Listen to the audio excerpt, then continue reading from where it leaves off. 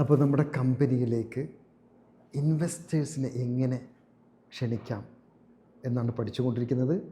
10 സീക്രട്സുകളാണുള്ളത്. ഒന്നാമത്തെ സീക്രട്ട് നമ്മൾ പഠിച്ചു. ഫസ്റ്റ് നമ്മുടെ കവർ പേജ് ക്ലിയർ ആണല്ലോ.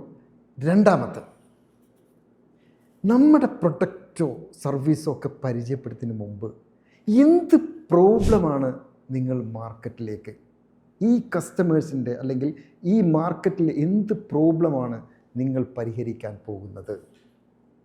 ഐ റിപ്പീറ്റ് അഗെയിൻ, നിങ്ങളുടെ പ്രൊഡക്റ്റോ സർവീസോ അല്ല, എന്ത് പ്രോബ്ലമാണ് നിങ്ങൾ പരിഹരിക്കാൻ പോകുന്നത്?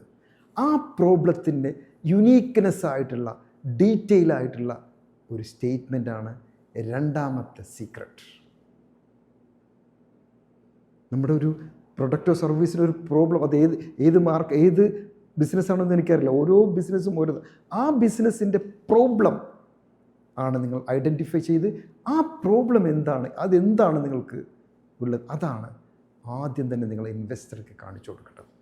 അതിനുള്ള ആ പ്രോബ്ലത്തിനുള്ള പ്രശ്നത്തിന് അത് നമ്മൾ അടുത്തേക്ക് വരും. പക്ഷേ ആദ്യം എന്ത് പ്രോബ്ലമാണ് മാർക്കറ്റിലേക്ക് ഉള്ളത് പരിഹരിക്കാൻ പോകുന്നത്?